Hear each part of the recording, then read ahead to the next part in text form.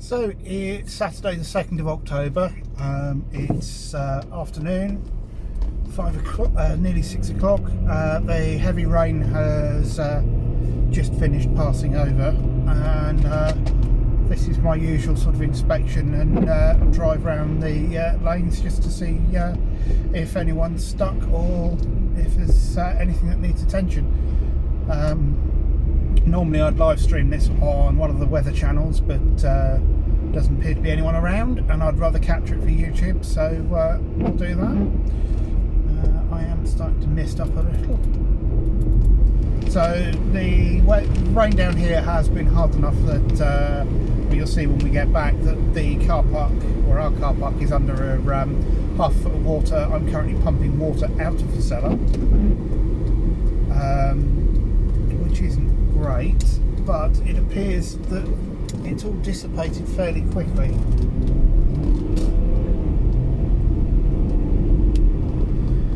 Last few times I've done this, or the last times I've done this, I've been in a large four-wheel drive, either a Range Rover or a Mitsubishi Shogun, and this is the first time taking the all-road out to get wet, so my suspension's on its highest setting. I've still got over a foot of ground clearance. However, I won't be going wading. If there's stuff that looks like I can't get past it, I quite simply will not be trying. And try and get combination of the wipers right and everything else. And hopefully there won't be anyone to pull out of the Ford, but someone will have tried. Despite the depth marker being about 3 foot, people will still try and get their micro through. This actually looks quite good, so I don't expect any real problems. There are places where we know the river breaks its banks quite regularly down here.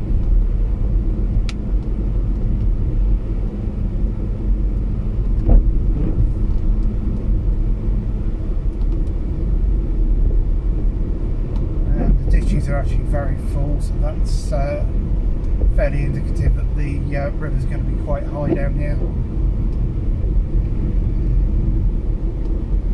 For those of you that don't know where we are, I am currently around the back of Waterlooville and Pembroke, heading down towards Sheepwash Ford. We've got water here. Not really enough. You can see how full those ditches are though. I've not seen it like that. So the rain really did come down quite hard. There was a lot of it, which was forecast.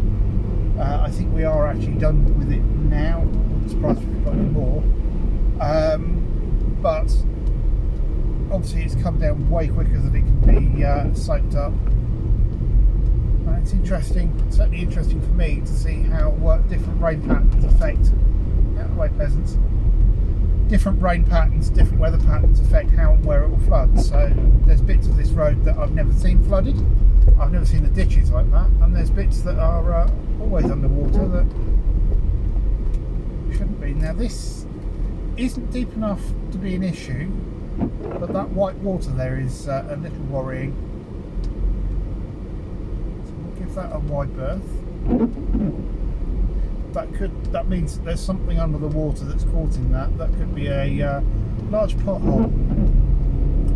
Those of you that are screaming "turn around, don't drown" and all that, I know this vehicle, I know the prior vehicles that I've used. I know what my depth limits and water speed limits are, and I've actually taught fording and off-roading, so I am not another enthusiastic amateur about to get myself into trouble. So you can now all have my permission to laugh when I do get stuck. Doesn't happen often. My only real concern is that if I come across any amount of mud, which I shouldn't do, I am on road tyres, not all-terrains. So depending on what we find down here, we may go and have a look down on that road. He's just come up there at a rate of knots, so it can't be that bad.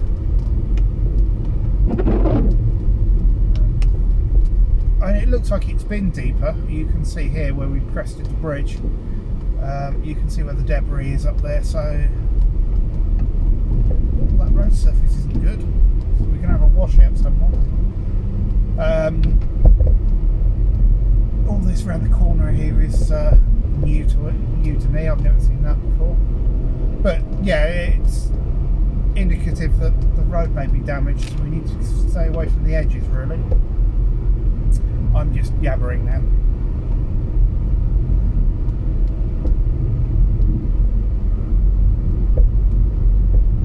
I'm sure someone will tell me that at 30 miles an hour I'm going way too fast. But I do know these roads and I know where and when you cannot do speed. So this should be flooded, it's not. So that's a duck pond in there, and there's a water meadow on the other side, and it normally takes the road out. What I am keeping my eye open for is the wind is actually quite gusty, so obviously I'm concerned about things coming down from the trees and debris. Now you can see there is a lot of debris in the road.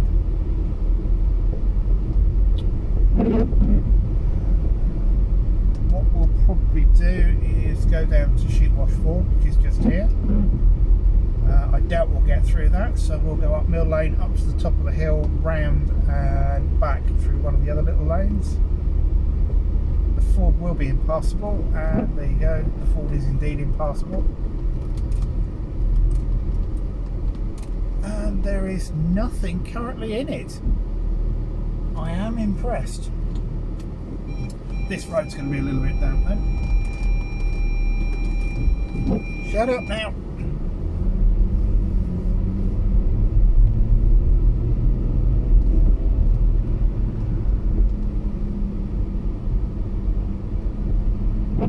It's just a little bit more cautiously.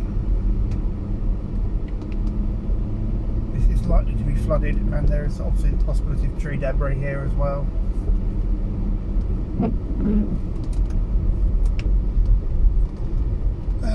Okay, so they have been doing drainage works down here, and it actually looks like that's been paying off.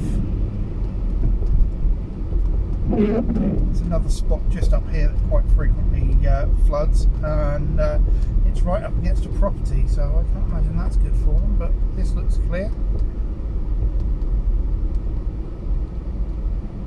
So yeah, really not as bad as I was expecting to find.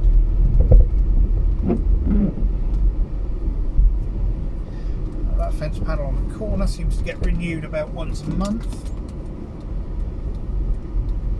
Not quite sure they've not gone through it putting Armco on that. I think we have an Environment Agency vehicle behind us and someone going way too fast.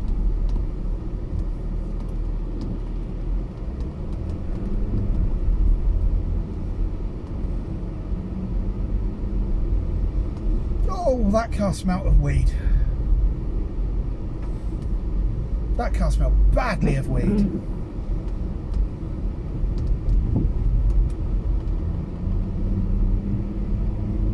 We're not normally prone down here to the drastic flooding that you get in the States, but we do get flooding, and a lot of the stuff you see over there, the turnaround, down around, and that does apply. If you don't know the road, if you don't know the vehicle, if you don't know the water depth, just turn around, go back the other way, find another route. It is unusual that I've come through here after rain like this and there isn't actually a vehicle stuck in that ford. It happens every time. We've seen a couple of serious accidents in there as well. Slow and steady wins the race if you are going to ford something. Lower gear, keep the engine revs up and keep your speed down. A lot of fly tipping here as well, which is again a problem at the moment.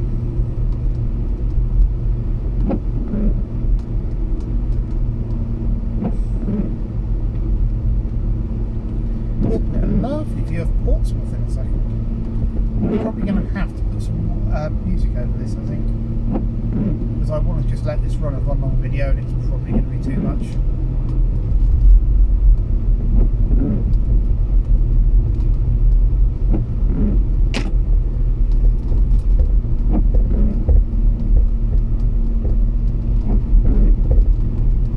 So just coming up in front of us now will be Portsmouth. I very much doubt you will see anything.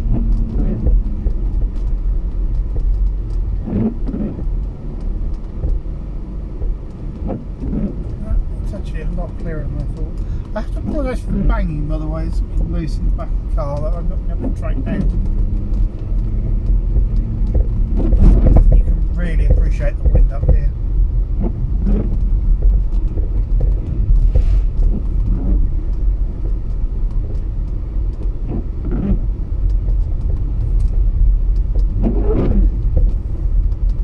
I suppose I could have Bluetooth streamed something from the YouTube media library. That would have been an easy solution. What are we doing? We're good. Oh, you wobbled. So the road coming up on the driver's side over there is the road that goes down to that ford. I'm surprised the barriers aren't up on that actually.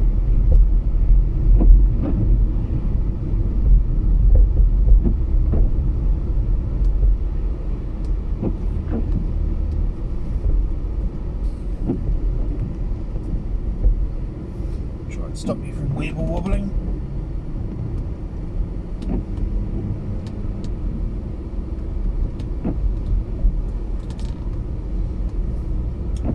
Apparently I'm not going fast enough for the Bentley behind me.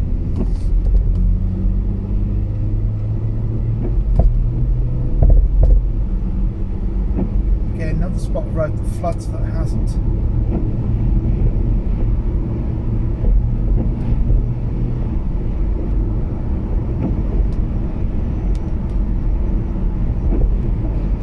Winds are certainly up here.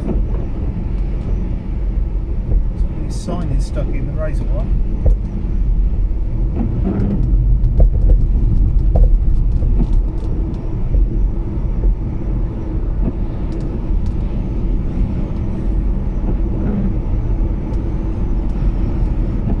I can hear that against the door seals of the car.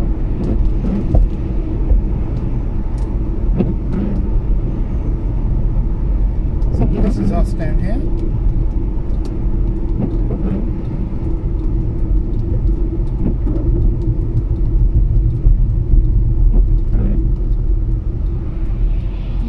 Speed you like, mate.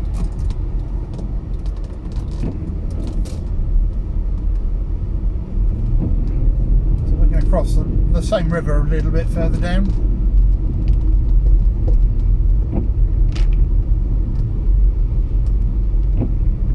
This road can be a little bit more dicey because it's quite a drop off. So if you look there, you can see that the drainage ditches are actually right alongside the road. So it's quite easy to get yourself in trouble here if you meet something coming the other way.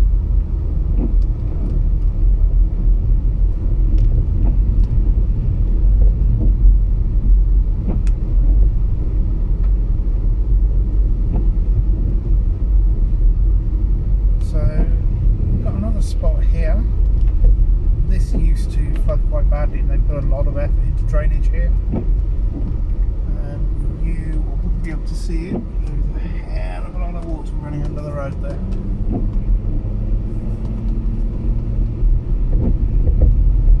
So we're on the back of Portsdown Hill, so a lot of this is runoff from the hill itself. I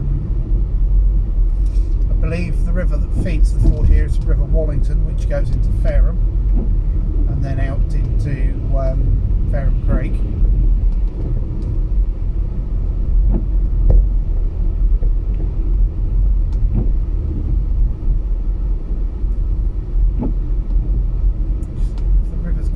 Gone again, it would have gone here, and it looks like it has. So again, I know the road, I know the vehicle, I know the water, so I am going through, but obviously it's generally not a good idea to do that. But that's nowhere near as bad as it usually is. If you quite look down into the river, it's not actually that high.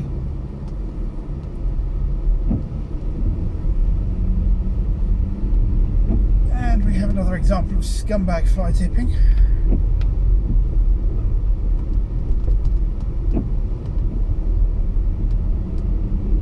We should put RFIDs in those bags so they know where they came from.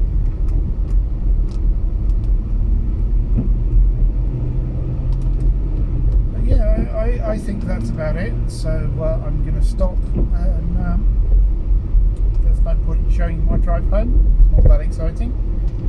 And I'll get this uploaded as soon as I can.